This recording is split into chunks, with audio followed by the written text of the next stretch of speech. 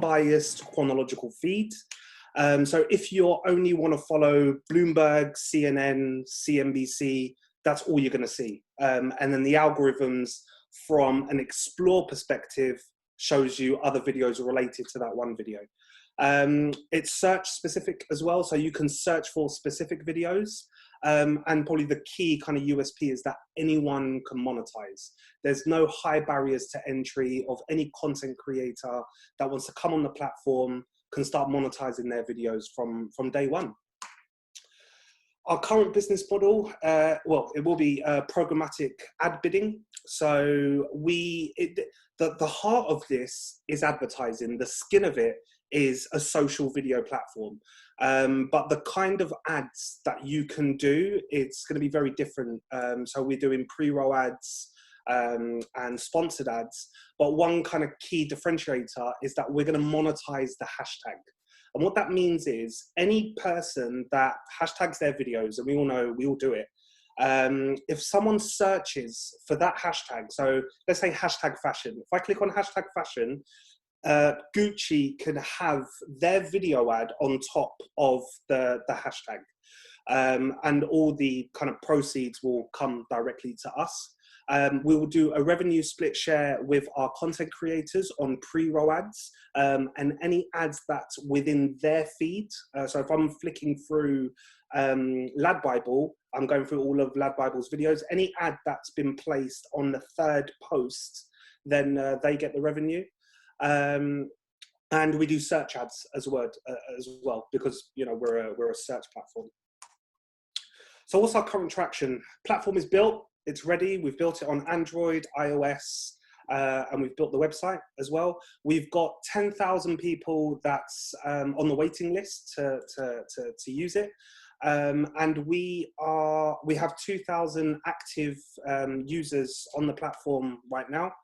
And literally, I was actually meant to be in LA just 2 weeks ago, and we're just about to sign a deal with the largest kind of celebrity agency in the world. They look after Rihanna, they look after Elton John, anyone who's anyone, and they would be all on the platform. So the deal with them is that they're going to get 700 of their top celebrities on the platform, all using it, and we will all announce on the same day that they're now on Vuebox. And I'm hoping with the money that we get now to build the advertising platform, we will pre-sell ads. So there'll be a huge spike of traffic, Kim Kardashian, Elton John saying, hey guys, now catch me on Vuebox, and we will sell ads straight away.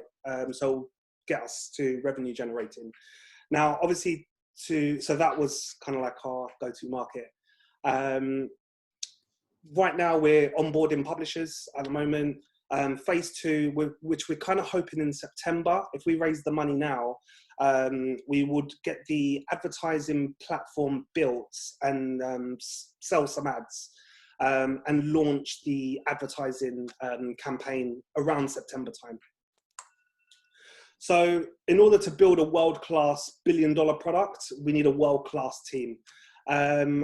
We've got ex-Facebook, ex-Google engineers. Seham Alali is the CTO of Arti, who's just resigned and has just moved full-time to Vuebox at the moment. She's got 15, 20 years experience under her belt. Dominic. Sorry. The 5 minutes are actually done. The timer rang, but I'm not sure anyone could hear it but me. Okay. Sorry. So if you could wrap up, that'd be great. Yeah, of course. So, we've got a great team. And just to say, Stefan actually designed YouTube Kids as well, multi-award winning guy. And we're looking to raise 500K to build the advertising platform. Thank you. Amazing, Anwar. Thank you so much. I'm going to pass over to the panel then to ask their questions. We're going to ask the panel to try and keep it to one question for each startup, please. I will allow you 2 questions or a reiteration and a sort of secondary question, once for across the 6 startups for the evening, just to try and keep it strict. I can see Saloni smiling because I know she's done one of these before, and it is difficult, but guys, please try and keep it to one question. Hopefully the other guys might ask your other questions. So Saloni, let's start with you, please. All right. Firstly, congratulations on everything you've achieved so far. That's super impressive. I mean, to be perfectly honest, I'm not like a media person, but I just wanted to understand a little bit more about your defensibility. So how do you see yourselves differentiated in the market, and what prevents you and Vuebox from being sort of, you know, hijacked by the competition? Yeah, so that's a good question. So if you look at the market at the moment, you've got TikTok, which are killing it with instant expressive videos. You know, I shoot a video of myself dancing and it goes out to the world. The problem is that none of these platforms, except for YouTube, you can monetize your video. Whether you get 1 billion views on Instagram, you will not make 1 penny from an instant expressive video. Why TikTok videos are not necessarily on YouTube is because they're not searchable, right? So there's that mix. Where we come in, we have the premium kind of, you know, the more premium type content that news outlets or entertainment outlets will come on the platform and make money. That's our key USP, is that anyone can make money on the platform and have a higher rate than they would do on YouTube. Okay. If that makes sense. Yeah, thank you. Jeffrey, should we go over to your question then? Yeah, sure. My question is around the technology, and I didn't understand if you said the technology was built, but then you referred to the ad platform needing to get done. Yeah. Can you just clarify what's built and what's not built? Right. So the app is built. So the iOS, Android app is built. You can play with Vuebox, you can upload videos. What is not built, and why I'm fundraising now, is to build the advertising part. So the technology of an advertiser putting in a budget and ads being inserted in certain ad sets. Right. So there's development work that needs to get done for this to be revenue generating. Exactly. Okay.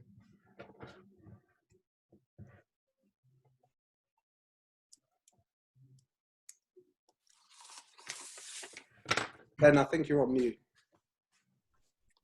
Thanks very much, Anwar. Lynn, I was passing over to you, Lynn.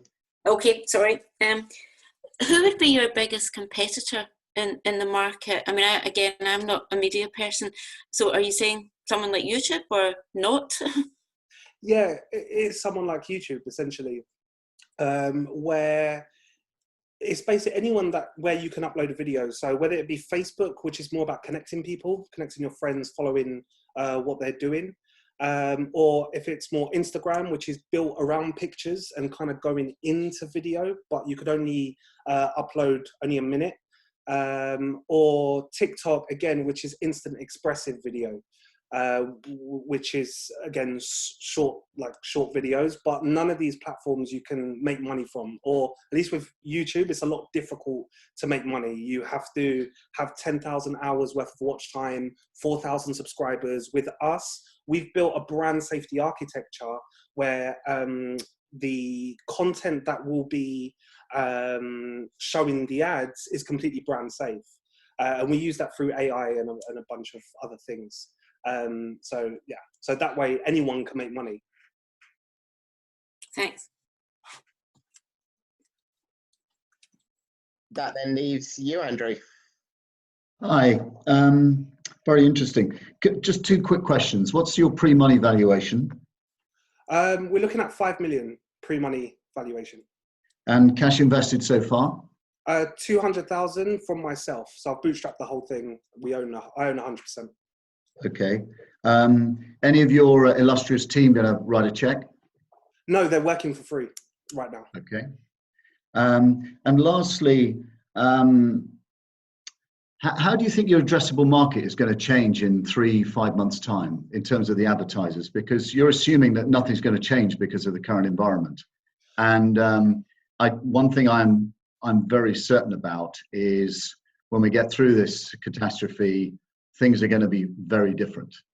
And I think disposable income is going to be very tight. I think particularly with the demographic that it's going to be very focused, and your potential addressable market. How do you think that will change, and how can you change your business model to cope with that? Look, I think it's a good question, but I think at the end of the day, when we get through all of this, people are going to need to get back to selling. And the cheapest way to do that is through social advertising. And it's the most efficient way. Look, when I was the head of digital marketing at Standard Chartered, I have to make each dollar stretch to the maximum. So I think it will be a hit on television ads and more print media. But I think from a targeting ROI perspective, I think social will go up, in all honesty. So because the way we've designed it from your local barbershop can advertise right through to the Unilever and anyone in between. So that's the beauty of it, because it's budget led. It's not like we have to put $10,000 for a number of impressions or anything like that. No, it's if you've got $100 and you're trying to sell X amount, you can test it, see your ROI and put in more. And that's what I was talking about earlier. The heart of it is more conversion-based ads rather than just awareness. Okay, thanks. Super, thank you very much, Anwar. So, the judges have a scoring sheet in the background, Anwar, and they're going to be scoring each of the pitches as we go through.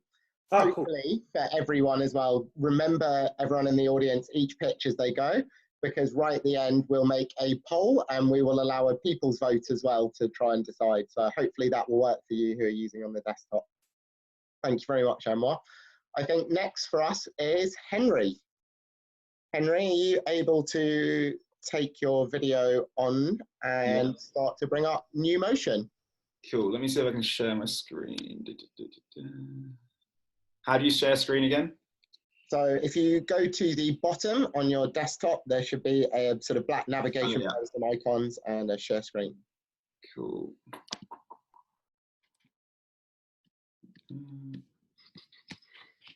Cool.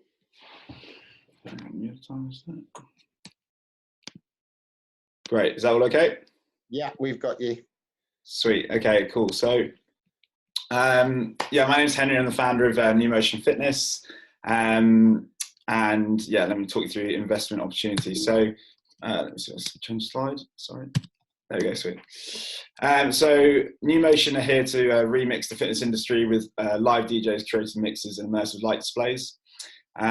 So we launched in July of 2018, and all the photos that you can see on the screen are from Fire and Lightbox nightclub. So I basically decided to use a nightclub because it wasn't getting used during the day in the evenings, so I could start the business with relatively low budget and to get the immersive lighting and the big sound systems that a lot of the boutique studios are using, and use that to kind of build my brand to what it is today. So how we differentiate ourselves, we have live DJs, creative mixes and immersive light displays. Our classes are fun and effective, and we have classes like Rave Fit, 80s aerobics and box versus bass. And we foster a welcoming and community environment, which has helped us grow a loyal customer base. So yeah, since launching in July 2018, we've now got 150 regulars, and we've had 3,000 ratings on ClassPass, average rating of 4.6 stars. And we've had a month-on-month growth rate in revenue of 10%. Within February of 2020, we had 8K revenue, and so we were profitable since late last year. And we've also done events with Time Out, Samsung, Sweaty Betty, and Morning Gloryville. So we're seeking 400K to move operations to our own boutique studio. The reasons we're moving is to increase the price point by 50% to scale, because currently we can only run evening classes from the nightclub. So we want to scale from 700 classes in 2019 to, well, that's not going to be 700 now because of the crisis, but it was going to be, to 2,250 in 2021. To improve our services, because we run classes out of a nightclub, 55% of the customers surveyed don't like the facilities at the venue because there's no change rooms or showers. So there is lots of positives from using the club space, and it's really helped grow the brand. But moving forward, we want to take what's the best elements that we've got of New Motion and add on what elements are missing. So we're going to be using the funds to fit out a new studio for initial costs, and then 100k for working capital, which allows for 18 to 24 months runway. As I said just a second ago, so I basically just want to take the best elements of what we have with the immersive lighting, and just to improve the facilities by adding in front of house, change rooms, all the things that you'd expect from a boutique studio in London. We plan to use a railway arch because that's already what we've been using, and it's been working well for us. And as I go on to the next slide, there are even 3 railway arches that are available. We haven't secured the site yet. We're kind of still in that process. But there's 3 locations available that we're looking at that are in walking distance of our current location. And there are many other sites coming up through the Archco. Why Vauxhall? We've had proven traction already. This is where we're going to launch a site in this area or in another area of southwest London. It's a low level of competition. It's a really developing area, and there's really good transport links as well. So a little bit about our journey and where we're going, and I'm probably going to actually talk a little bit about how we've reacted to the situation at the moment as well. So since launching in July 2018, we started with 5 classes a week. I previously managed another startup fitness company, but it was my first business that I was launching, and it was a learning curve for me the first few months. And come January 2019, that's when it started to feel like a real business, and then started to grow my team from there. And in November 2019 is that second circle. We had 18 classes a week. We launched our gym box classes. We just rent the space there on the weekends. I went full time. So up to that point as well, I'd been part-time on the business. So I've been working additionally on online fitness business 12 to 20 hours a week, and also running the business and also instructing. So I've been working 7 days a week, as probably many startups do, founders do. So nothing new there, but it just the last few months has really allowed me to work full time in the business, which has been great. And we had an event with Time Out Samsung as well in that month, and then just recently basically started looking for investment February 2020. And yeah, since the COVID-19 situation happened, we pretty much immediately moved on to Instagram live streaming. And I actually even increased my team. So I went from 7 instructors to 12 or 13, losing count, 12 active instructors at the moment. Because I really wanted to look after my core team, and I really wanted to look after my members as well. So currently, as a business, I'm not taking any money. They're just running Instagram live classes for free, and all the classes are donation based to the instructors.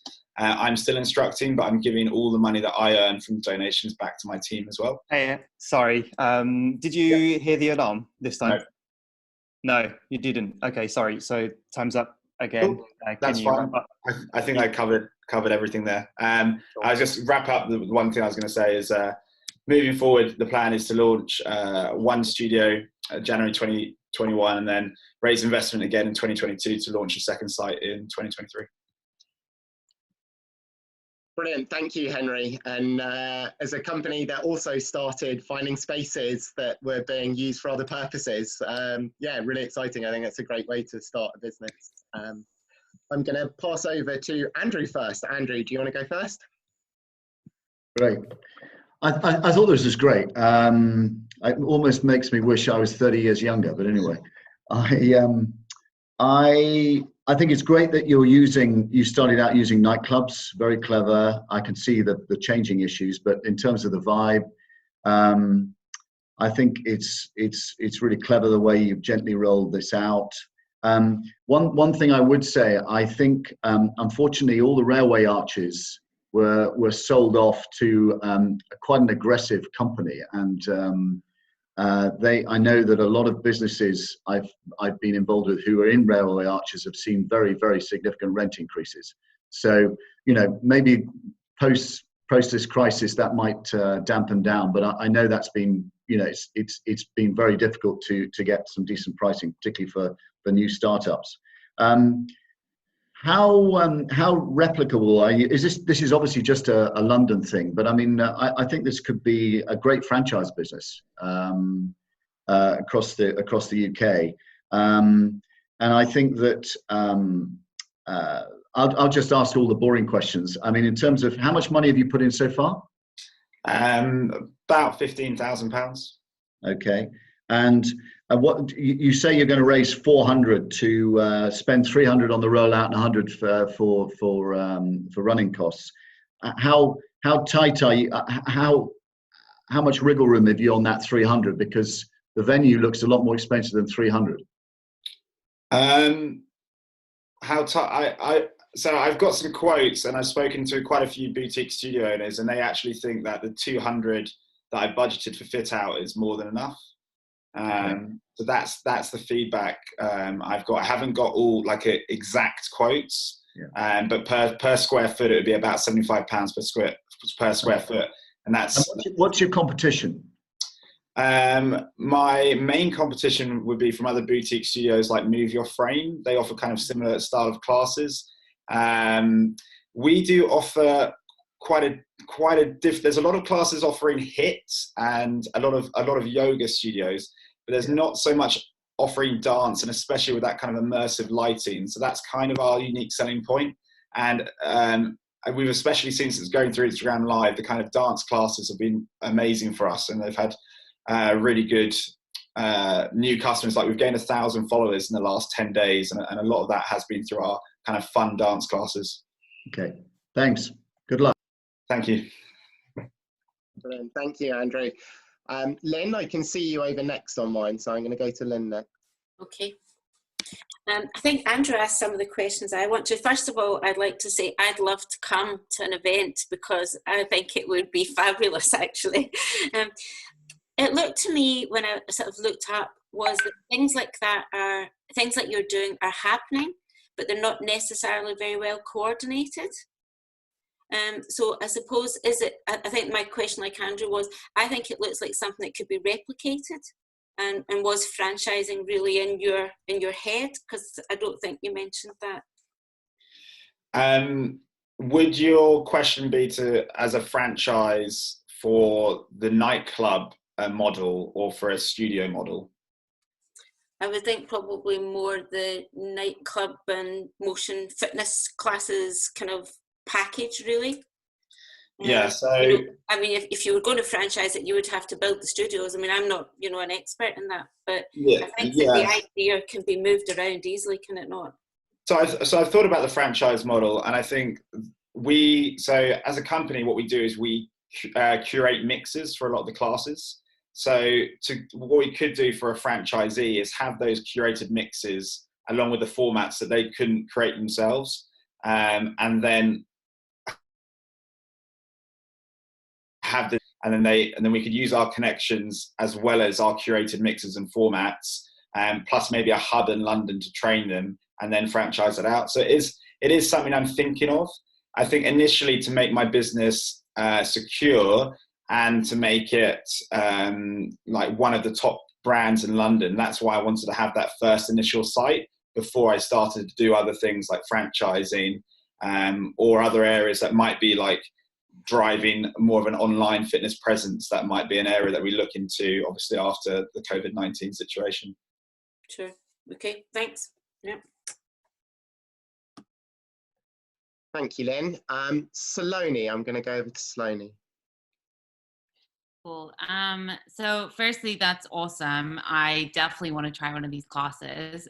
So if you have any promo codes floating around, please feel free to send one my way. I had a couple questions on customer acquisition. So you said you had 150 customers, but how are you going to grow that customer base? And then also with the change of business model from not using already existing space that has sort of free time, so the nightclubs, how will that change to having your own studios change your margins in your business model? Okay, so trying to answer those individually because that's quite a lot. So gaining new customers.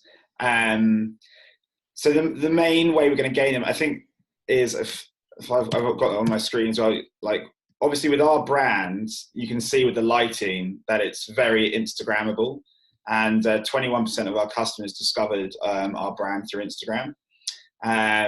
So the main way we will be gaining more customers is just increasing our spend on social media marketing, predominantly through the eye-catching videos and lights. And what we'll be doing when we have our other studios, just replicating the same amazing lights we have here, but obviously adding in those extra facilities. So it's predominantly social media marketing and a bit of a PR push around the launch time.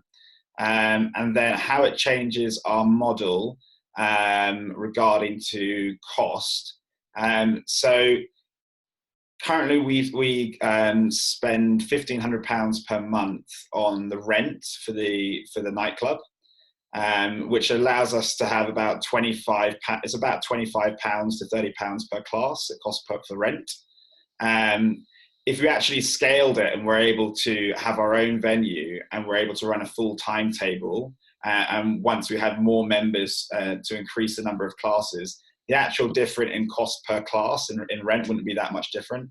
And additionally, you've then got all the added facilities, and just the quality of the service would be much higher, and therefore you'd be able to increase your price point. So it wouldn't affect the margins too much.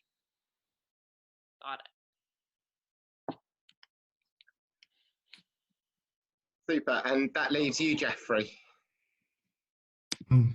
Yeah, I think a lot of the questions were covered. My initial concern, if it was, with this was just how you'd make this scalable if you wanted to move to a studio model, because acquiring studios is a capex intensive process, and you'd have to raise each time. I've noticed that you've put a second raise in there.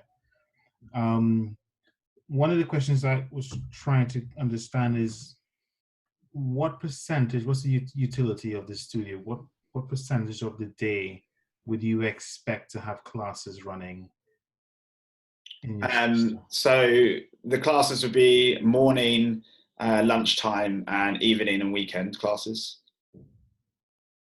Okay, so the increase in utility is going to be what compared to the studios that you have access to now?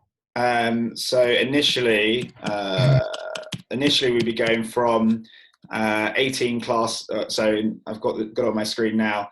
In 2020 it was going to be 900, and then in 2021 it'd be 2,250. And so then if I just ask you to tell me in terms of the classes per day, how many classes per day you have access to currently and how many classes will you have access to in your own, with your own studio a day? Yeah, okay, so it would be about four per day at the moment. Okay. And then when we have our own studio, it would be about 11 or 12 per day. And you're confident that those additional time slots you'll be able to fill those as easily as the current time slots, which probably are more in line with people's availability? Well, morning classes are extremely popular normally, and we can't run those. So we would have those additional prime slots. And weekends we can't run at the nightclub. We have to rent a second space, which also is not great as well. Okay. What we'd do though is we'd look to not use the venue the whole time. We'd try and have a reduced timetable to start, make sure that we have classes that are full to increase the enjoyment of the class and the energy, and to reduce costs on instructors. And then in year 2, then you'd increase the number of classes. So in year 1, it's 2,250 in the studio, and then year 2, 2,750. Okay, I'm conscious of time, so just one passing comment, which is I do like the franchise model. I think if you were to explore that, I would have thought, and if you look at it in terms of brand, you probably want to keep as much as possible in terms of not just the music, creative music, but also the programs as well, so that if your brand is associated with that, people get the same experience regardless of what franchise to go to. But yeah, I'm sure we're running out of time. So. Thank you. Brilliant. Thank you very much, Jeffrey. Thank you, Henry. I'm going to move on quite quickly, Henry, just as we're saying about time. We want to make sure that everyone gets a full view. So thank you so much. Next up, we have Sean. Sean, are you able to put your screen on? Hello. So I'm going to pass over to Sean from Roundups really quickly. Sean, I'm sure you know how to get your screen up and get it running. So over to you. No. Okay.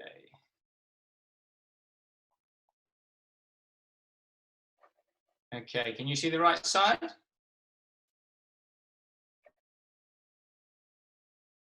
Can you see? Okay, great. Okay, hi everyone. So I'm Sean Donnelly, co-founder of Roundups. Roundups is an app that rounds up all of your card payments, donates the pennies to a good cause of your choice, and reports back on the amazing impact of your donations. The Roundup story starts with loose change penny donations. And as we move closer and closer to a cashless society, these loose change penny donations are being lost. And as a result, charity boxes all over the country are empty, and it's estimated that charities are losing around 80 million per year as a result. Some amazing sort of fintechs and other initiatives out there trying to help solve this problem, and we're looking to do even more. Our vision is to make digital penny donations mainstream. And we feel that the best way to achieve this is to give users total freedom of choice between a range of charities, to give them absolute control over how much they donate. So users can donate round up to 10p, 50p or £1. We make it really easy to link a bank account or credit card through open banking. And most importantly, we make it feel really good. And I can't stress this enough, because what we're trying to build is a community where we really celebrate the communal and collective effect of these penny donations. There's no setup fees. We receive 5% of all donations. And it doesn't take a genius to work out that with 5% commission, our margins are really tight with our model. And that made it even more important that we found a cost-effective route to market. And what we thought is that we needed a non-profit sector that's highly motivated to fundraise, that has an engaged audience, that has a sense of community where ideas can spread by word of mouth, and where success in one segment leads to success in another. And what we found is that schools are the ideal launchpad for what we're doing. We know that they're highly motivated to fundraise because they're in a difficult financial situation. We know that they have an engaged audience and community of parents, and we know that a good idea in one school quickly spreads to other schools in the borough and beyond. This is an example campaign for a school, and the thing that gets us really excited about fundraising for schools in particular is that parents can track the impact not only inside the app, but they can actually see it. They can see the new instruments in the music room. They can see the new playground, the new gardens every day when they drop their children off. So it really is, it represents the absolute best Roundups experience that we're looking to develop and offer. In terms of the Roundup space, there's really two areas that people are becoming familiar with when it comes to this mechanism. That's rounding up and saving and rounding up and investing. We want to create a third space, which is rounding up and donating. And some people may ask, why would I round up and donate instead of saving and investing? And to that, we basically say, well, you could round up and save, and you might have £30 at the end of the month and buy a few drinks. You could invest that money and see a small return, or you could round it up and donate and help a homeless person get back into work, reunite families, or fight preventable cancer. And for the market that we're going for, it's quite clear which, if posed these propositions, which they're going to go for. In terms of the micro donation space, there's broadly three sort of areas. There's checkout donations, contactless donation boxes, and Revolut donations. You're probably all familiar with at least one or two of these. And when we think about these spaces, we really look at sort of three key areas. We look at how much control they give users, how rewarding they make it for users, and how accessible it is for users. And as you can see, we believe that we come out quite strong on all of these fronts. What we lack that the other three do have is that immediate scale. And we know that if we're going to make penny donations truly mainstream again, Roundups must be everywhere. And so our long-term aim is to put this technology, this experience, inside the financial apps that you already have in your pocket, so that it's just a switch that you need to turn on. We've had some early conversations with banks on this, and they're actually really encouraging, but it's still sort of a long-term plan. So far, first 6 months, we did a bunch of research, started building our MVP, brought on some really big charity partners, and assembled a board of advisors. We're right now testing around 22 assumptions that kind of underpin everything that we're trying to do. and onboarding a bunch more schools and charities. We'll be launching in May. In May, we'll look to validate the revenue and growth models that we've put together. And in July, we'll be looking to raise 250k to stimulate our growth. That 250k gives us 2 years of runway, which mostly covers salaries and marketing. At the end of those 2 years, we would look to be delivering 1.5 million for good causes and be around 50,000 users. This would lead on to a positive cash flow from January 2023 and 200,000 users. This is an example industry exit that we've come across, which was Just Giving, which was acquired in 2017 for 95 million. That was about 4 times their annual revenue at the time. This is who we are, myself and Matt. And we've put together this board of advisors who have experience and expertise in areas relevant to what we're trying to achieve. I'll leave you with this quote, and I look forward to your questions. Bang on time. Whew. Nice one. Thank you, Sean. Well practiced, I believe. So I'm going to start with Jeffrey, because you went last time. So Jeffrey. Just unmute. Thank you very much, Sean. Very, very good presentation. Very well delivered. My question is around, just to make sure I understand this. You're saying that your USP is the fact that you're the only one in the donation space, and you have better UX. Yeah, that's accurate. I would say that in terms of what's defensible about what we're doing is us cultivating that community experience and delivering basically a really rewarding user experience. But yes, we are the only in the roundup mechanism space. We're kind of one of the only ones out there. And then, sorry, last one question. Following on from that, in terms of the IP and how you defend that, are you just saying that you're first mover here in this space? We're one of, yes. There's a company in kind of a similar stage to us in Edinburgh who do something similar. We have some USPs. I think there are more than just one. Okay. So maybe we need to have a conversation. It might be a definition thing, but yeah. Okay. Sorry, I'm looking at. Let me just move this across so I can look at you straight. Yeah, I think there's more than one, but yeah, we can have a chat about that after. Okay. Thanks. So I'm going to go from Jeffrey over to Lynn. Hi, Sean. That was a great presentation. Thank you. I think like Jeffrey, I looked up sort of your space, or thought I did, and came up with quite a list that looked like you were doing things that were maybe similar, maybe not the same, but similar. Yeah. I was a bit surprised for you to say that you were the only one in your sector. So do you believe you've got no competitors? No, absolutely not. Just to clarify, in terms of rounding up, you've got things like pennies, who everyone will have seen, where it asks you on a chip and pin device to add 25p. Yeah. That's very different to what we do. So we link to every transaction. Every time you do a transaction on your card or your bank account, we round it up. So it's a different mechanism. Those other sort of organisations that I touched upon don't really, they don't do that at all. They're at point of sale. So, for example, pennies partner with a bunch of retailers, and when you shop at those retailers, you round up and you might add 20p onto your transaction, and it goes to a charity that they've chosen. Mm-hmm. Okay, I think I'm getting confused. Sorry. So tell me again how yours works. So you as an individual will go onto our website and log into the app. You will choose a charity or school or good cause that you want to support. You'll link us into your banking.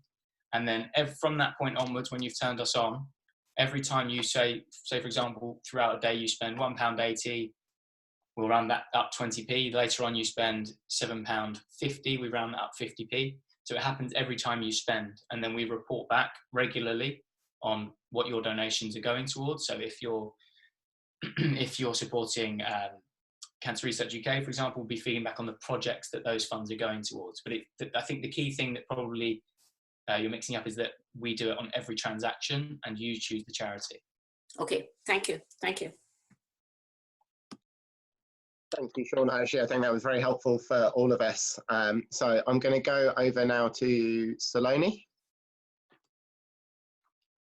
I actually don't have any questions for this one, but I think it's a really great mission. I think that, you know, you have a good team behind it. I just think, I just, the margins just are a little scary, to be honest. I mean, I'd love to hear if you have any plans to like improve those over time. That would be something I would be interested to hear about. Yeah, I think that, yeah, totally agree. Something we think about a lot. So it's all about growing at the right pace that we can survive and not running before we can walk, if you like. But yeah, I mean, there's other routes to revenue here, kind of corporate partnerships where there's rewards and things like that. So there's routes to explore. But to be honest with you, we don't really feel at the stage we're at, we want to get distracted with that sort of thing. We just want to learn how to make this really engaging as a core product first. And then definitely further down the line. I don't think we want to really mess with that 5% because it kind of is a number that people can stomach when it comes to donating, what gets filtered away. But there's definitely opportunity to you know, for other revenue streams. Thank you, Saloni. And that leaves Andrew. Hi. Again, you know, incredibly worthy and congratulations on getting so far. I reiterate the margin issue. I mean, the reason why Just Giving went for 4 times revenue is that they charge 10% on every donation. Am I not correct on that? Well, actually, yeah. So I think they come under a lot of sort of flack a few years back when it came to light that they were taking quite a lot. They've relatively recently switched their model whereby they do charge on the charity side, which is not really spoken about, but they don't charge anything to the user. And they run a tip jar model where you can choose to donate 5, 10, whatever %. And I think I've been told certainly that they're actually taking more as a result of that tip jar model than they did before. So that may again be something that we look to do as well. Well, that's the obvious way, because I mean, if the market leader, and obviously Just Giving's got a huge brand and huge brand awareness out there, and hence that's why they've gone for 4x revenues. They were charging a lot more, and obviously your 5% on the clip for the donator could also, you could double that margin by charging 5 to the for the charity. I mean, you know, they charge chuggers on the street 10%. Yeah, and I think that there's a lot of sort of varying metrics out there about sort of cost of generating revenue for charities, and some of them sometimes are at 50%. So you look at it like that, and we are actually very, very cheap. But again, the same sort of thing applies where we want to sort of solidify our offering, make it good whilst keeping it low. And I think that once we've proven that this works and it's a really reliable way to make money. So, for example, the average user expecting to donate around £60 a year and up.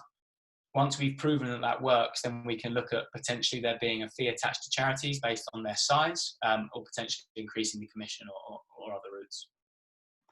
I wish you luck. Congratulations. Thank you. Thank you, Sean.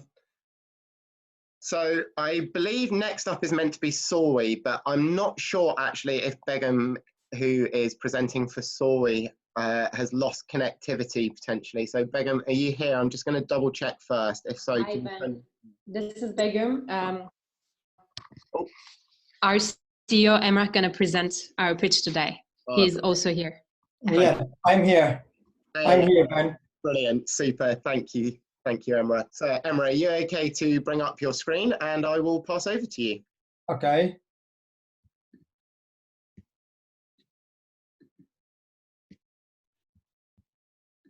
Is it okay now?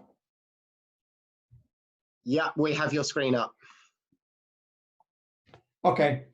Hello, I am Emrah. I'm the founder and CEO of Sorwe. Actually, I have 20 years background in the corporates, big multinational corporates. I was responsible from the EMEA region in my last position, and I was managing $150 million with 700 this region. So, and then I collected many experiences and decided to establish my own business with Sorwe. Okay, the Sorwe is the combination of end-to-end employee experience with the people analytic. So each of employees are using our mobile app and they are experiencing with all kinds of things with this app. For example, orientation, talent management, trainings, internal communications. By the way, we are collecting real-time and behavioral data from each employees, and we are trying to find the answer for the strategic questions for the companies. For example, which locations and departments have a problem and why? What is the typical behaviors of the high performance? What is the percentage of the workforce is thinking of leaving and why? So we are this type of questions, actually, if we answer this type of questions, we are creating high performance culture, and we are creating continuously profitable growth for the companies. So we have a quite proven product market fit, actually. We launched our product in the beginning of 2019. Just in the 1 year, we started to work with 20 companies, and we started to give the service to over 20,000 employees, from retail to FMCG, banking, insurance, production, and service industries. When you look at our early adopters, half of them are global multinational companies, and they are carrying us to their global operations at the same time. For example, Decathlon and BNP Paribas and Nike, they used our product in only one country, and now they are inviting us to start in the other organizations, in the global organizations. So we recognize that our impact is huge for the companies. We compared the data with before that Sorwe and after that Sorwe. So we are increasing the happiness and engagement 25%. We are increasing interaction. So we decreased the employee turnover 8% as average, especially in the retail industry. And we have a direct impact for the growing, for the profitability in the companies. So when you compare with the other competitors, actually, if we identify our competitors as HR tech companies, they are focusing only very narrow sides. So we are trying to cover all strategic HR areas in the companies, from analytics to engagement, from orientation to talent and performance management, and internal communication. Because of this reason, we are collecting more data from different areas, and we can create analytics and analysis for the companies. So we have also strong positioning for fast growth. So because of the diversity of our services, second one is we have an affordable price. Nobody needs to investment to use the Sorwe in their company. For example, we have a very sustainable revenue stream because we have a subscription model per employee per month. Also, we have add-on services for advanced features. We are increasing the price per people step by step during the life cycle of the customer. If you want to do amazing things, you need to have amazing teams. Because of this reason, we collected well-known people in this industry in the same roof under the Sorwe. So we have a great team, very experienced team from the industry. So if we talk about the market, actually, it is looking like very attractive market. The HR cloud tech market is $148 billion at the moment, and it is growing minimum 7% every year. The current companies which they are using the HR tech applications, they are actually spending $310 per employee in a year. So it is showing that they are willing to pay more to us, and they are looking like they're ready for this type of transaction. So it is interesting information. After this crisis, coronavirus crisis, the many customers or potential companies started to call us, and they said to us, actually, we were waiting to start with you, but now we are ready. We have to start as soon as possible. It is looking like it is right time for us, and maybe within 5 years, it will be right time for exit strategy for the investors. Let's look at the cash flow. Briefly, at the end of the 2024, we will have £6 million revenue. Sorry, that means time. Okay, £4 million the profit. So we will have very strong cash flow. During this time, actually, till to 2023, we will burn out about £1.2 million. Because of this reason, we are asking £400,000 as a seed investment in the first round, and we are planning to go another round in the half of the next year. Thank you very much. I'm ready for your questions. Super, thank you, Emra. Sorry to call the time quite so firmly, but we've got to be strict for everyone, yeah? So I'm going to go over first to Lynn. Lynn, do you want to go first? Yeah, I think I'd probably have to see your presentation again, if I'm honest. That sounds terrible, but I was sort of struggling to really kind of keep up with it tonight, and I don't know why, so I'm so sorry. I don't really have any questions at the minute. I'd really like to see the slides again. Sorry. Thank you, Lynn. Yeah, it can be difficult sometimes. It's good to hear the feedback, I guess. So, Andrew? Yeah, hi. Obviously, this area is going to be exploding after the crisis and actually during it. So we can all see there's going to be a huge demand for this, looking after employees, etc. What you obviously, one of your USPs is that you offer a lot of services compared to the competition. What is your sort of killer application, which is going to be the hook that people say, other than the fact that you provide a lot of things, what is the thing that's you guys are amazing at delivering? We have two big advantages. Everybody is shocking after our first meeting. The first one is we are collecting all kind of experiences in the single platform. It is quite unique for the industry. Second one is the people analytic, very advanced people analytic. We are collecting real-time behavioral data and turning into analytics for the companies. It is looking like amazing for them. Okay, thank you. Good luck. Thank you very much. Right, thank you, Emra. I'm going to go over to Saloni. Hey, sorry, I got kicked out of the call very briefly just now. So do you mind just reiterating the answer to your question? To the previous question, sorry. Sorry? Do you mind just reiterating the answer to your previous question regarding the USPs and stuff of your business? Yeah, actually we are collecting the different experiences into single platform, and we are creating the analytics for the companies for the sustainable growth. So our very key features is we are the single platform for everybody, because most of the companies are using too many applications, and we are creating the amazing analytics for them at the end of the day. So cool. So firstly, that's awesome so far. You seem to have achieved quite a bit. So congrats on that. I'm pretty familiar with this space, with the B2B SaaS HR tech space.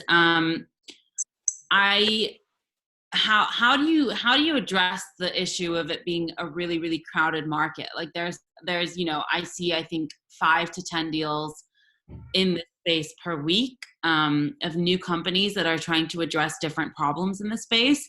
And I see a lot of issues around pricing and getting it low enough that it doesn't need to go through procurement. There's different ways of collecting the data, such that some companies are looking at relative data, like how would you like things to be versus how do you think they are. There's a lot of different ways in which people are attacking this, and how do you really differentiate that, and how do you address that issue of it being an increasingly crowded space and therefore difficult to take that market share that you would need to make this a sustainable business? Okay, all kind of companies are ready to use our solutions, because the real problem in the industry, the companies are, especially for HR departments, they are using different kind of platform. For example, they are using minimum 5 or 6 different solutions. They are taking the training from different platform. They are doing the surveys from another platform. They are doing the performance management from another platform. So it is very bad experiences for the employees and for the management also. First of all, they are willing to combine all of these experiences into the single screen. This is a big advantage. So another advanced companies, they are saying that, okay, we have many data from the different platforms, but we cannot create the analytics from them. This is our needs.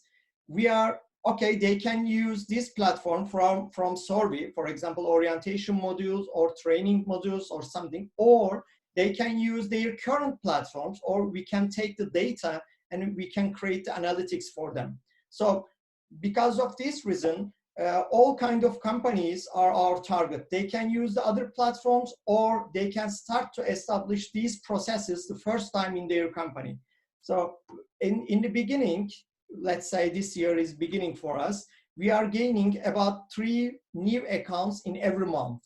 So we are aiming to increase to 10 or 12 accounts in a month in the regular basis in the future. Cool. Thank you.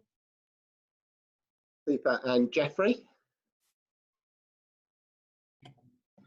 My question was around, you made some pretty bold statements about the impact of this platform, and I was just wondering how was that measured? Was that a case study?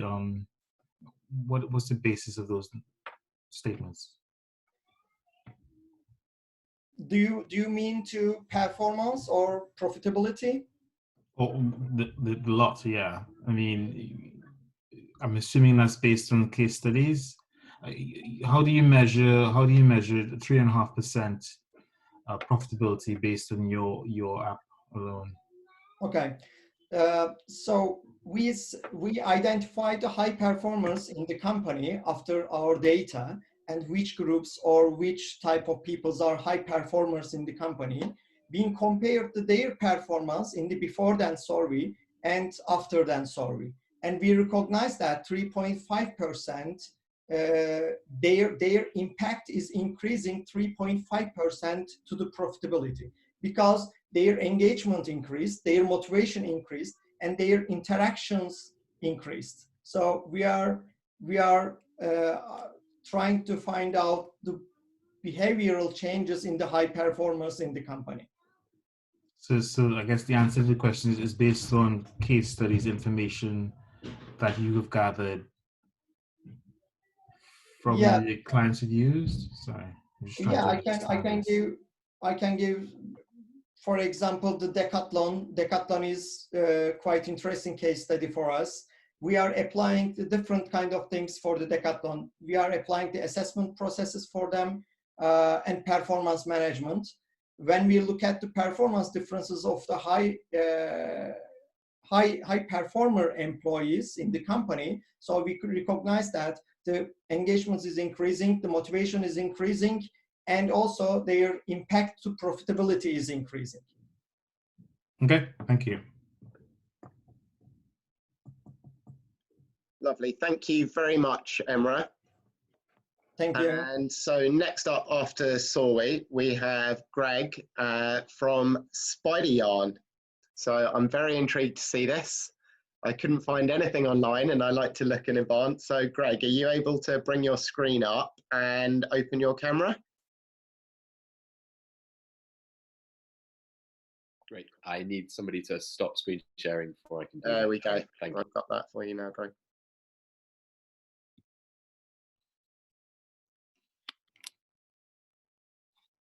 Spideryarn is your team's shared brain. Alone, we go faster. Together, we go further.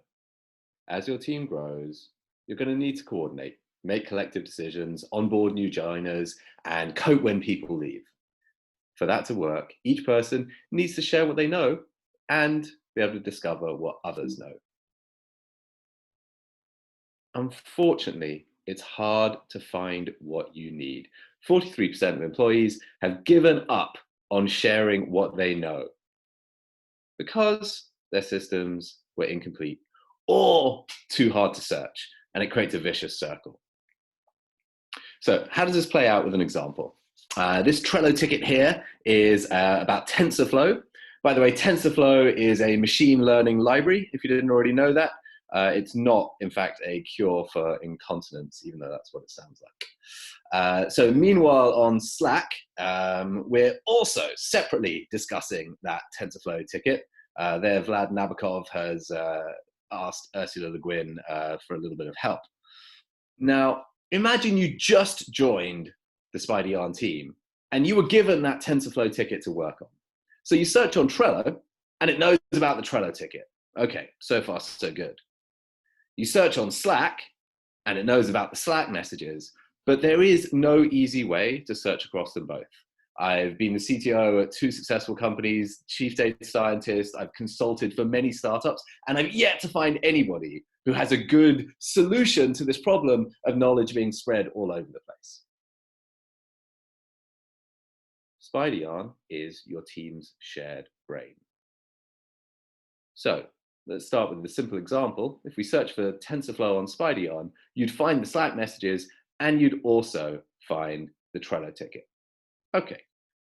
It happened to find this handy onboarding document that Ursula forgot she wrote last year, and an email about a conference that might be really relevant from my Gmail inbox. That's only visible to me when I search. And finally, the minutes from a Zoom meeting, the engineering sprint demo 2 years ago, that were automatically transcribed by AI from the audio.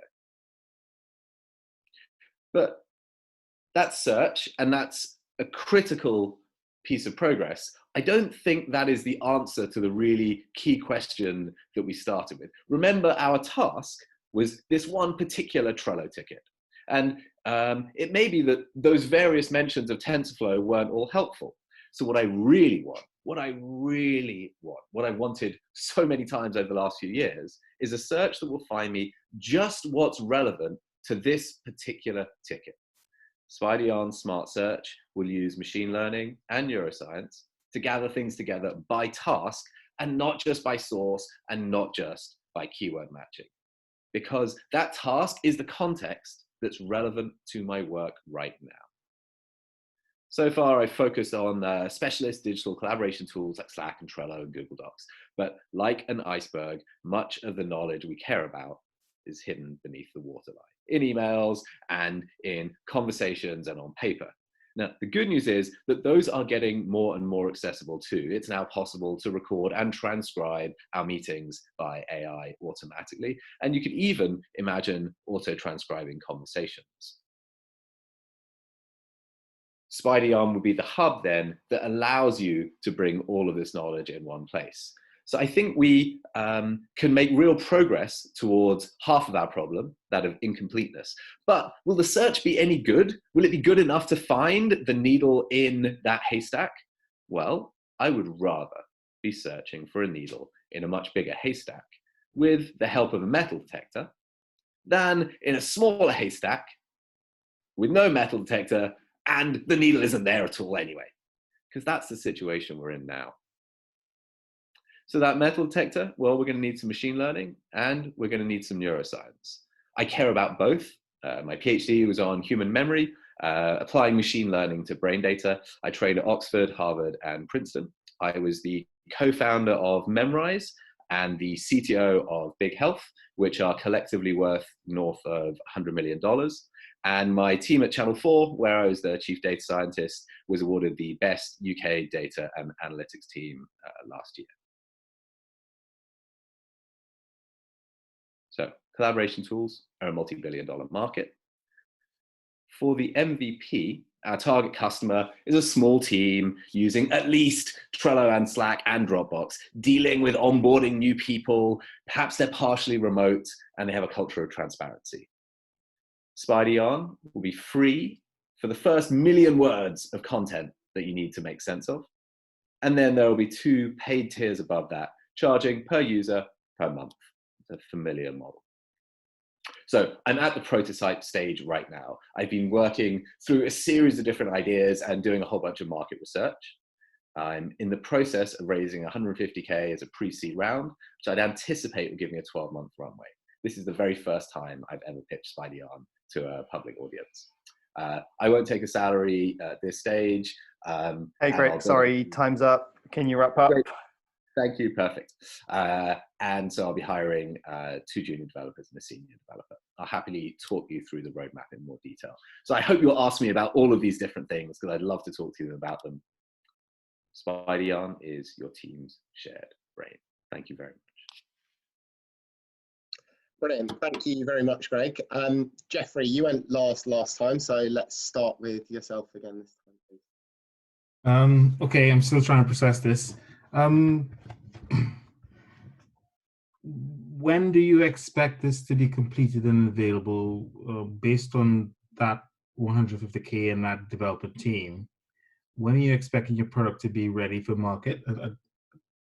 Is that 3 months to launch the MVP? Yeah, so I think I can be live with an MVP in 3 months. I'd expect to have paying customers by the end of the first year and a pretty low annual run rate. I'd be ready for a seed round with the expectation that it would be ready for a Series A in 3 years at a roughly 1 million annual run rate. That's what I'm projecting. I built lots of products like this. I feel the building side of things is the easy bit in some ways. Yeah. Okay. I'm just trying to understand how the value that you think you're going to provide to this space is that you're going to have. How are you pitching this? Is it that they're going to have more time, or is it going to be easier for them to find? Is it going to be less operational? Thank you. It's a great question.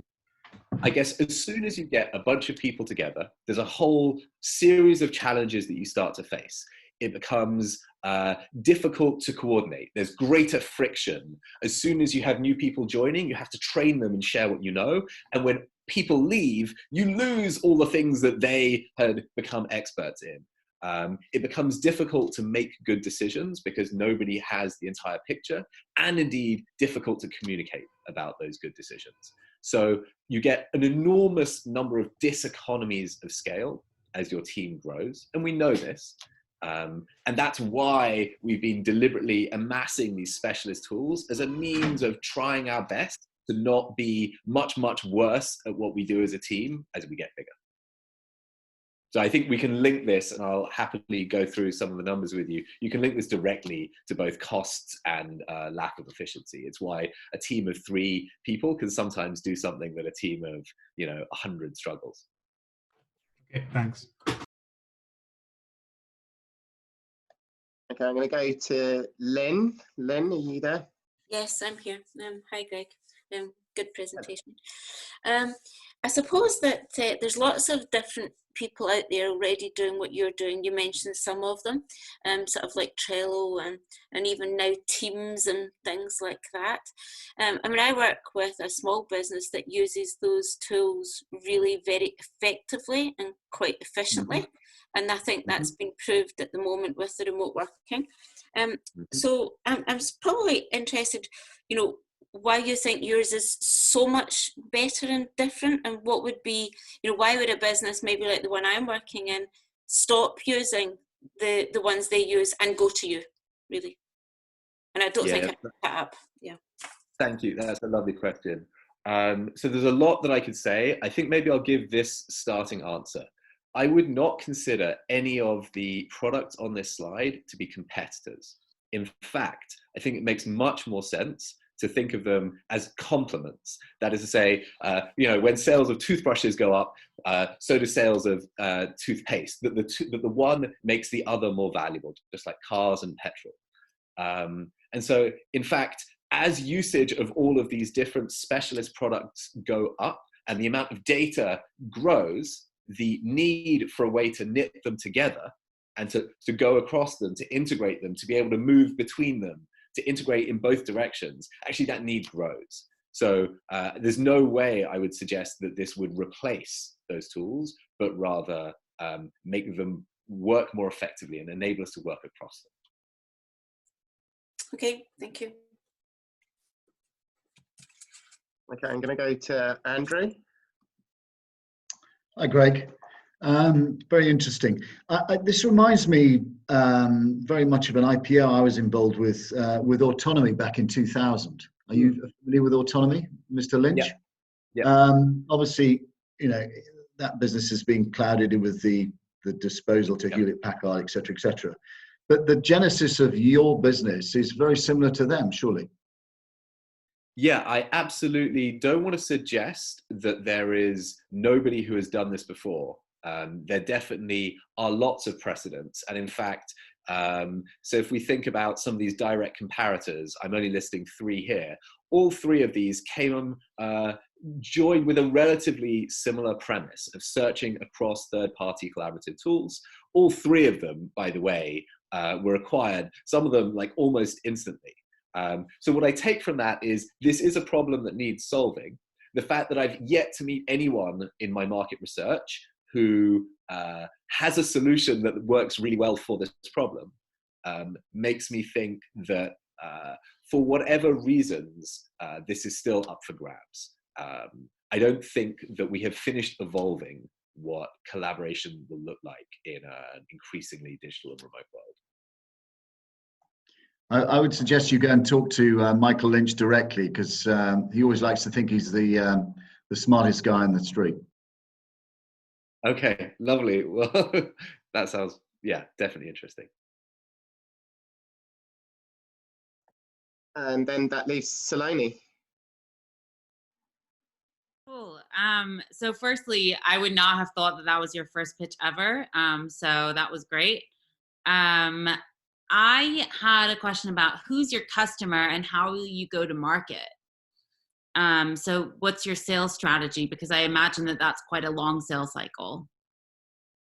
Yeah, potentially. So I'm explicitly talking about small teams to try and make this be as low touch as possible.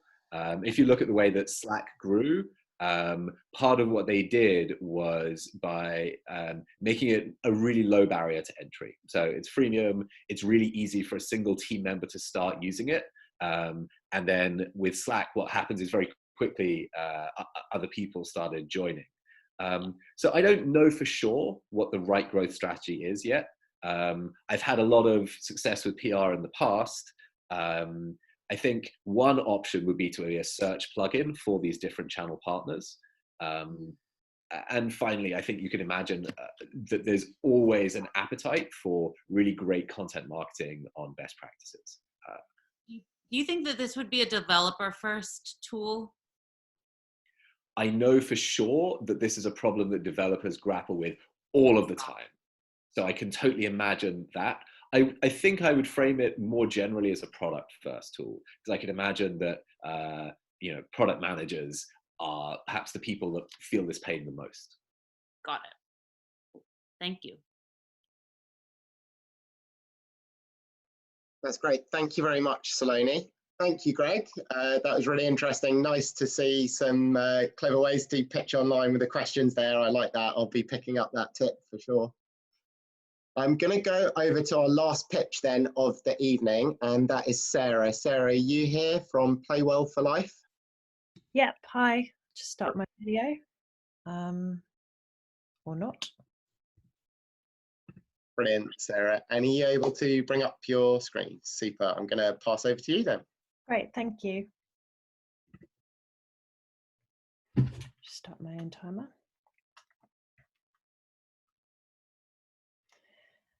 Hi, I'm Dr. Sarah Campbell, founder and game designer of Play Well for Life, a company that creates innovative online and offline games to educate and train skills to help people lead happier, healthier lives.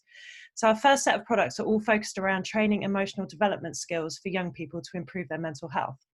So I stand here with 15 years experience as a psychologist working in education and wellbeing. Oh, someone's drawing on my screen. 10 years previous experience in the music industry. I'm co-founder of a successful wellbeing app, and also my PhD research underpins the game concepts.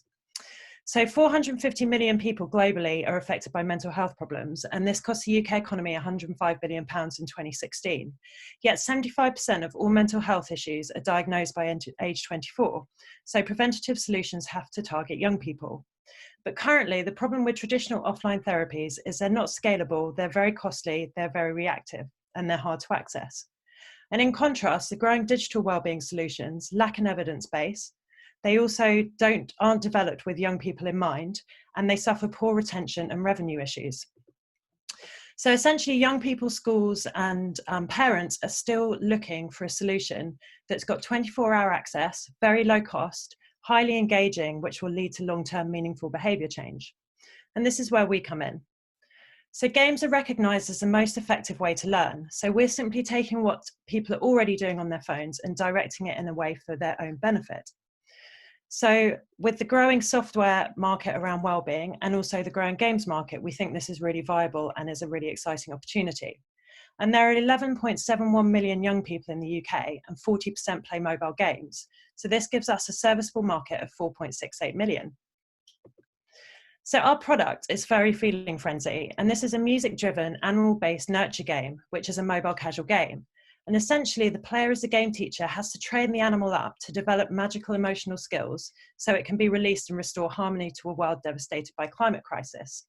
And we're essentially taking what works from games that are great entertainment and the great outcomes from games that are good but lack the entertainment value and bridging that gap.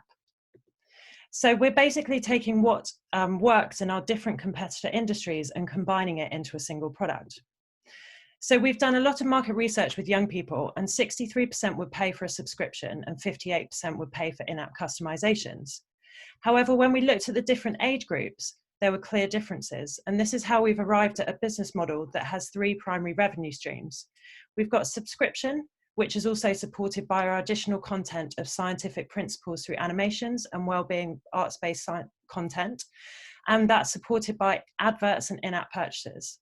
But because of the data we're collecting, the really exciting offer that we offer schools is that we will be able to give them data reporting about their wellbeing cohorts to better devise their strategies. And this also means that we'll be building up the global largest specialist database, offering patentable algorithm potential around young people's media preferences as well as their mental health. So through our market validation, we found that 75% of the institutions we approached wanted to be involved. And when they sent letters to parents, which tested our channel to market, 85% wanted their children involved.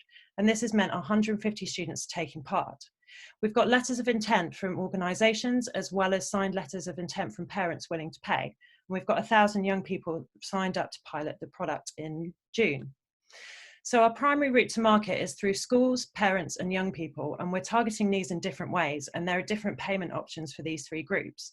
We're also supporting this in social media campaigns for crowdfunding, partnering with charities and aligning with the government green paper timeframes to improve mental health provision in schools. We're also developing additional products, and we're releasing these next month, which will build the brand awareness as well as test our channels to market. So with access to 155 schools already, we believe it's reasonable to acquire 80,000 users in year 2, which would give us revenues of £9 million. We've got a really strong team with strong game industry experience, and we've also got a strong business development advisory board in support through our incubator.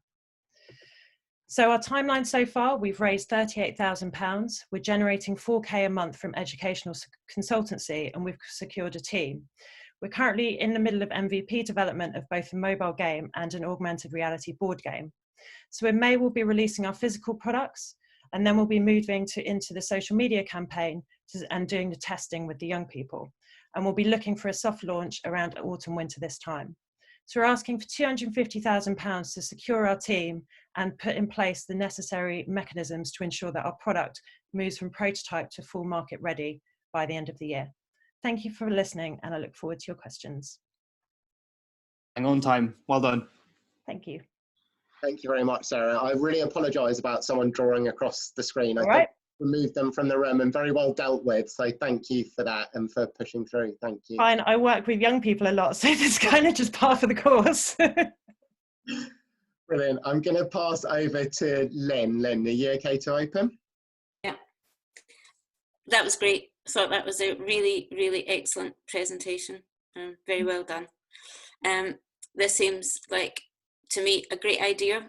You seem to have thought it out well.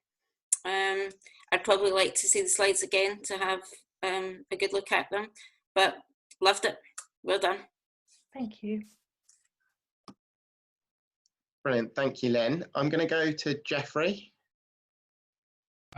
Yes, thanks very much, Sarah. I really like the presentation. I think I like the product a lot as well. My question was just around when you said you're going to combine the games and the mental health. Are you taking any IP from any of those places, or are you trying to create that yourself?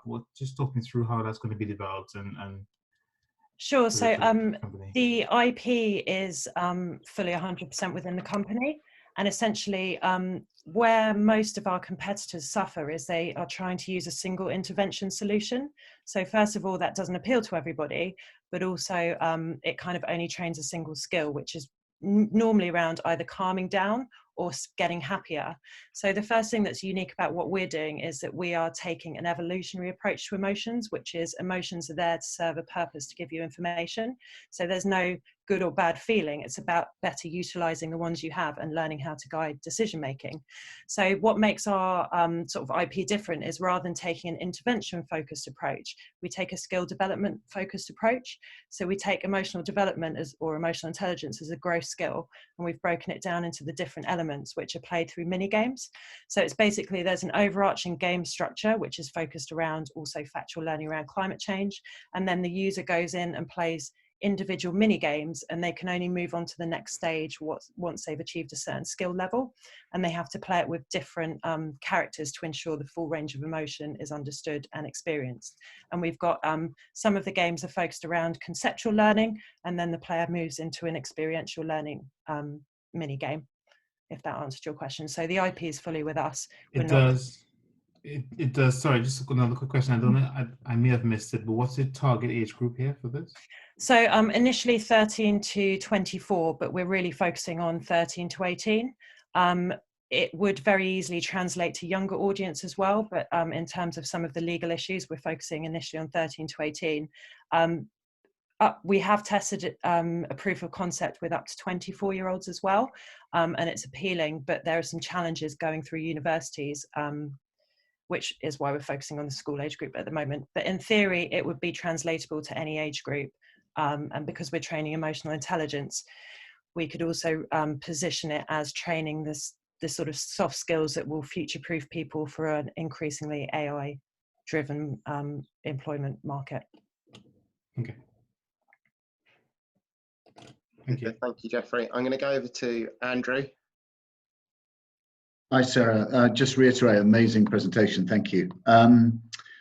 I'd just like to ask, because I did quite a lot of work a while back on gamification, and is there any revenue opportunity, secondary revenue opportunity for the huge amount of data you'll actually be generating? Yeah, massively. And we see that as eventually that will really become our primary revenue stream, because we'll be gathering data from a group that can't normally be accessed. In terms of the advertising revenue, that's quite exciting. But in terms of, because of the volume of data, and because it's rather than gamification, it's full game experience, there'll be a huge amount of behavioral data that's currently not available anywhere else, as well as the self-reported data. And then we'd be looking later on to link that to some biofeedback data as well. So there's huge potential, and one thing, both in terms of selling back to the schools so they can devise their strategies, or to government or policy level, but also potentially for other kind of commercial operations that are looking to improve mental health. But one thing is we'd always be incredibly careful who that data was going to and how it was going to them. So initially we do all of the processing and sort of analytics in-house, which are, we've custom built our back end in order to be able to do that, but also the sort of media preferences, because it's music driven, that would be the main commercial data revenue stream. Just very quickly, you say you're raising $250,000. At what valuation? At 1.7 million. Pre-money? Pre-money, yeah. Okay, thank you. Thank you. Thanks. Good luck. Thank you. Thank you, and that leaves Saloni. Saloni, are you there? Yeah, sorry, I was just unmuting myself. So just to echo what the others have said, amazing presentation. I loved it. I am not super familiar with the gaming sector. I have looked at other emotional intelligence driven gaming platforms and large structures with mini games in them like you described, and I think one of the key issues I've seen with those is that retention and engagement remains an issue, as it does with the whole industry, I think. And so I guess my question is more general and maybe less informed than the others, but I'd love to understand a little bit more about how you plan to mitigate for those risks. because obviously like people can get disengaged and disinterested quite quickly with these platforms. And maybe that goes into a little bit more of the product, but I'll leave that to you. Sure, yeah. So it is the kind of the challenge of the gaming sector, and particularly with mobile casual games. The normal life cycle for your average player on a mobile game is kind of 6 to 10 weeks in a casual game, and that's why we'd be looking at, rather than releasing all of our games in one go because it requires linear progression, we'd be releasing our games in a staged 6-week process. So that would encourage people to continuously come back. The kind of nurture games, which is the element we've got in the overarching structure, they tend to kind of be stickier because it's that drive to kind of achieve the end goal and also to kind of bring your animal up so it doesn't die, essentially. But we would be using more of the idle game approach rather than the traditional approach where you got penalized for not coming back. In our version, you get rewarded however often you come back. Also, because of a lot of the kind of serious games and the games in this space haven't been made by people with game industry background and game design background. So they focus more on the outcomes, and that's one of the reasons they haven't been necessarily sticky games. So we're taking very much a let's make a great game first and foremost approach, but also because we've got the ongoing content which will be continuously added to in terms of the scientific animations and the arts-based content, we believe, and some of our testing would suggest that that's an additional add-on that would keep people coming back, and that's why we're taking a subscription model, and that's sort of proven in the subscription space. And one of the people on our advisory board is a subscription expert in sort of digital media for the last 20 years, so we're sort of drawing on his experience. Awesome, thank you. Sarah, that's brilliant. Thank you so much. And that's actually our last pitch for this evening. So while I ask the judges to go and have a look through on their scoring document, to fill in their scoring document, I'm going to try and open a poll out to the room. So hopefully we'll have all 6 of the pitches. They're in the order that they came in this evening, so if that helps you remember. So please, everyone in the audience, hopefully you might be able to see this on your desktop now. Please vote. You can obviously vote for yourself, the people who are pitching as well. So I would hope to see at least 1 score for each of the businesses.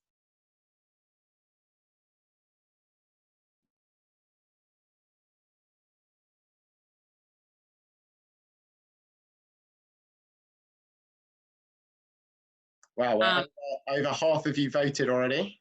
You okay there, Saloni?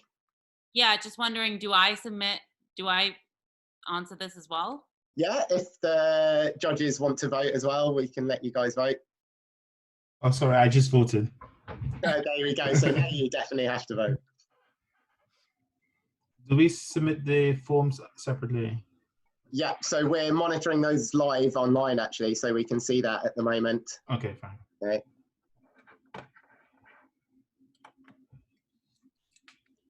Cool, so I think we have all the votes in. Anyone else want to vote? So we got 61% of the room has voted. That's not including myself, obviously, as the host as well. So here we go. And it'll be really interesting to see if this matches up to the judge's choice. So I'm going to put out first what the public vote was. So can everyone see that, hopefully? So Spideryarn there coming in with 25% of the public vote. Play Well for Life, Roundups and Vuebox all with 3 votes each and 19% of the public vote. Then New Motion and Sorwe with 6% of the public vote. So I will take this off and let's see if I can pull up the score sheet as well.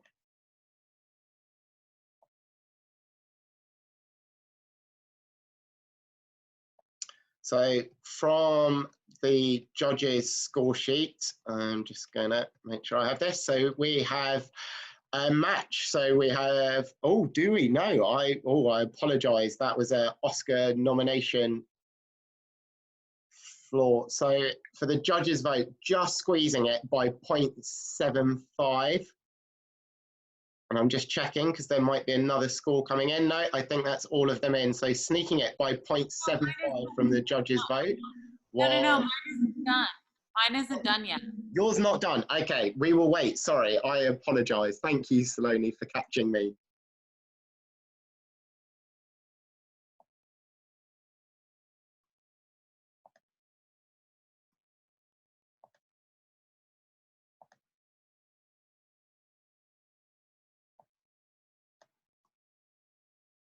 I'm waiting for you, Saloni, to let me know when I can announce.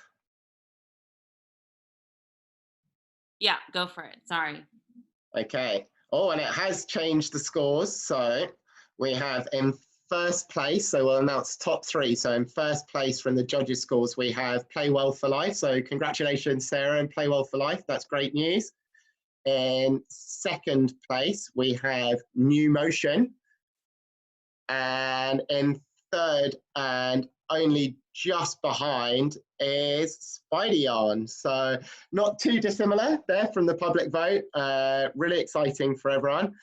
Thank you so much, everyone, for joining. If you want to follow up with each other, we have a Slack group. I think Arno can post into the chat group for everyone here a link to our Slack.